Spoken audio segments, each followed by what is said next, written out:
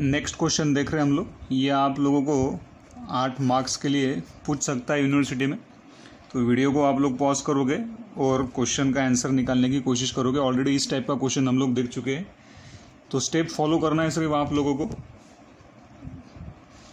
तो अगर आप लोगों ने आंसर निकाला होगा तो कुछ इस तरह से निकालना चाहिए था आप लोगों ने। So close loop transfer function क्या रहता हम लोगों के पास में, C of S divided by R of S will be equals to G of S 1 plus G of S into H of S. ये कुछ इस टाइप का आप लोगों को क्लोज लूप ट्रांसफ़र फंक्शन मिलना चाहिए। So what is the value of G of S here. ये हम लोगों के पास में ये वाला जो टर्म है ये आप लोगों का जी ऑफ एस है, और ये वाला जो टर्म है ये आप लोगों का एच ऑफ एस टर्म हम लोगों को दिया है। तो के S plus 2 divided by 1 plus के एस प्लस 2, और जी ऑफ एस का वैल्यू कितना है 1 प्लस ए एस। क्वेश्चन में हम लोगों को निकालना क्या है, डैम्पिंग रेशियो आप लोगों को दिया है, गिवन यहाँ पे लिख रहा हूँ मैं। गिवन क्या क्या हम लोगों को जीटा इक्वल्स टू 0.7 दिया है, ओमेगा एन 4 रेडियन पर सेकंड आप लोगों को दिया है, और your goal is to find out the value of K कितना आना चाहिए और ए आप लोगों का कितना है, ये आप लोगों को क्या करना है, फाइंड आउट यहाँ पे करना है। तो इसको सॉल्व करेंगे हम लोग तो C of S divided by R of S will be equals to क्या आना चाहिए ये, तो ये आप लोगों से बनना चाहिए के S plus 2 divided by S plus 2 plus के 1 plus A S divided by S plus 2। तो this term will get cancel out. तो इसको अगर आप लोग सॉल्व करोगे तो देन आप लोगों से बनना चाहिए K divided by S square plus twice S plus K into A into S, कुछ इस तरह से। Hence C of S divided by R of S final close loop transfer function कितना बनेगा फिर आप लोगों से। देखो यहाँ पे भी यस टर्म है, यहाँ पे भी क्या है यस का टर्म है, तो कॉमन ले लो। तो के divided by S square plus yes को अगर कॉमन लिया तो क्या बचा यहाँ पे 2 प्लस, यहाँ पे आना चाहिए 2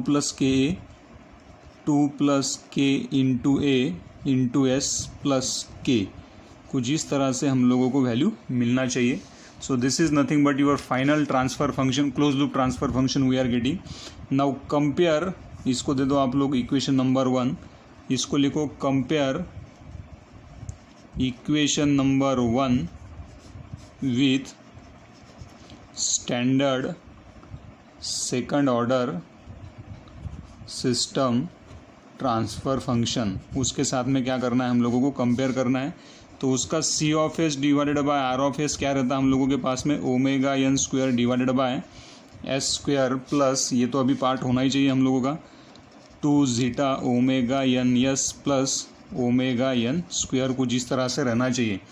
तो यहाँ पे कंपेयर करोगे तो this is nothing but your K, और यहाँ पे ओमेगा एन स्क्वायर हम लोगों का है, तो omega N square will be equals to कितना आया के।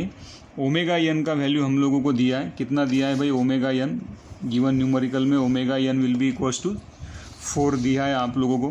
हेंस के विल बी इक्वल्स टू 4 का स्क्वायर, तो के का वैल्यू कितना आना चाहिए 16। सो डीसी गेन आप लोगों को कितना मिला, 16 मिला। उसके बाद में हम लोगों को क्या निकालना है, फिर ए का वैल्यू निकालना है। तो फिर आप लोग क्या करोगे, फिर से कंपेयर करोगे। कंपेयर करने के बाद में एस के कोएफिशिएंट देखो अभी कितना मिलेंगे हम लोगों को। यहाँ पे एस का कोएफिशिएंट कितना है 2 प्लस के ए है, और यहाँ पे एस का कोएफिशिएंट कितना है 2 जीटा ओमेगा एन।